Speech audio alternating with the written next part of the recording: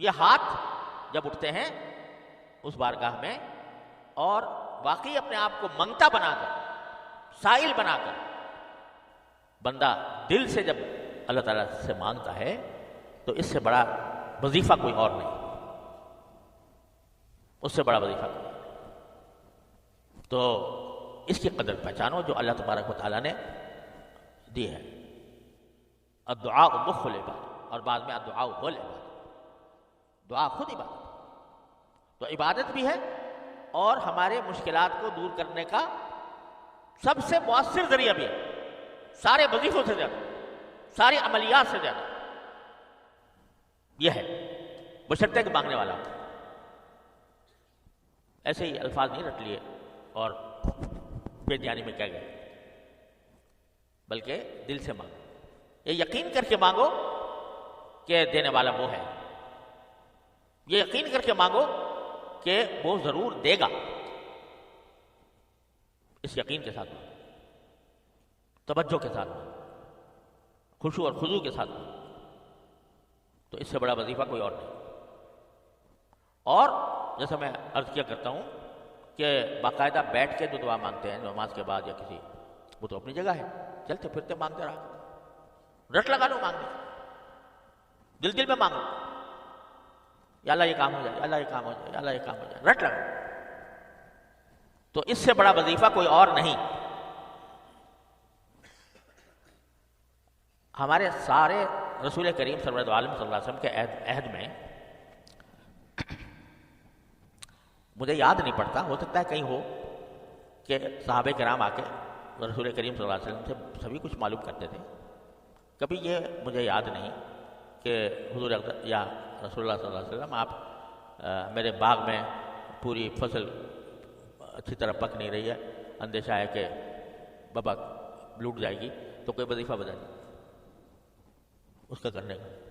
کوئی تعویذ دے دیجیے میں لٹکا دوں وہاں جا کے۔ مجھے تو کوئی یاد نہیں ہے ایسا واقعہ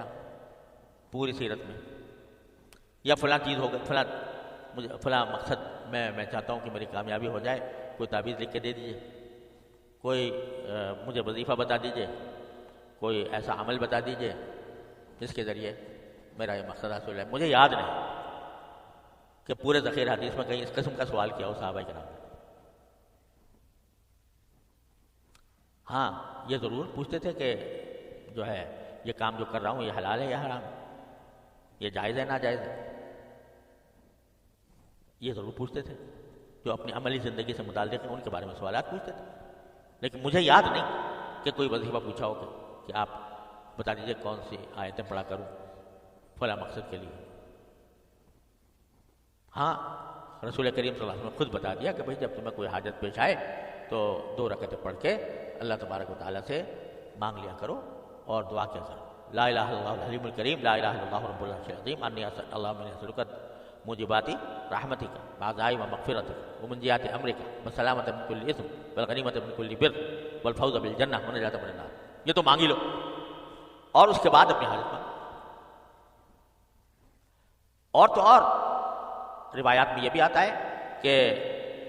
حضور نے یہ تلقین فرمایا ربنا آتنا فی الدنیا کذا و کذا، یا اللہ ہمیں دنیا میں فلاں فلاں چیز دے دیجیے، اور جو فلاں کا لفظ ہے اس میں دل میں تصور کر لو میں کیا مانگوں۔ تو دعا کی تلقین فرمائی، یعنی یہ الفاظ ہیں روایات میں ربنا آتنا فی الدنیا کذا و کذا، فلاں فلاں چیزیں دے دی، یعنی سکھا دیا آپ نے کہ بھائی یہ جو بھی تمہیں مانگنا ہو وہ اللہ سے مانگ لو، اور جب یہ کہو ربنا آتنا فی الدنیا کذا و کذا تو دل میں تصور کر لیا کرو اپنی حاجت کا، یا اللہ مجھے صحت دے دیجیے، یا اللہ مجھے جو ہے میری رزق میں برکت دے دیجیے، وغیرہ وغیرہ جو کچھ بھی، یا اللہ میرا بیٹی کا رشتہ نہیں ہو رہا رشتہ کروا دیجیے، تو میرے بیٹے کا نہیں ہو رہا اللہ بیٹے کا کرا دیجیے، یا اللہ۔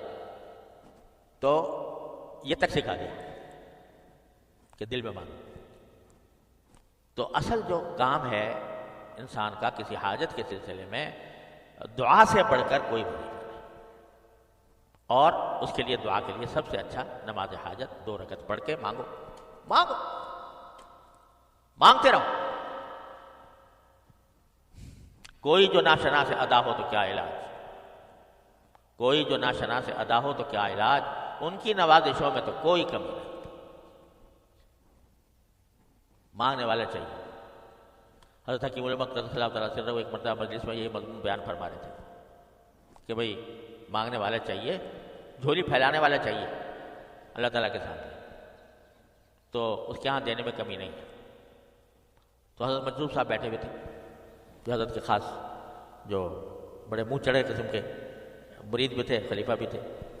تو انہوں نے پوچھا کہ حضرت جس کے پاس جھولی نہ ہو تو وہ کیا کرے؟ حضرت نے فرمایا جھولی بھی وہیں سے مانگے، جھولی بھی انہیں سے مانگے۔ اور رسول کریم صلی اللہ علیہ وسلم نے جھولی مانگ لی، اللہم انی اسألک خیر المسألہ، اے اللہ میں آپ سے سوال کرتا ہوں اچھی دعا کرنے کا، اچھی دعا کرنے کا بھی آپ ہی سے سوال کرتا ہوں کہ مجھے ایسی توفیق دے دیجئے کہ میں اچھی دعا کروں۔ اللہم انی اسألک خیر المسألہ و خیر الدعاء، اچھی باتیں مانگنے کی توفیق بھی آپ مجھے عطا فرمائیے، اچھی دعا کرنے کی بھی دیجیے۔ تو جھولی بھی اسی سے مانگو۔ اگر نہیں آ رہا نا سمجھ میں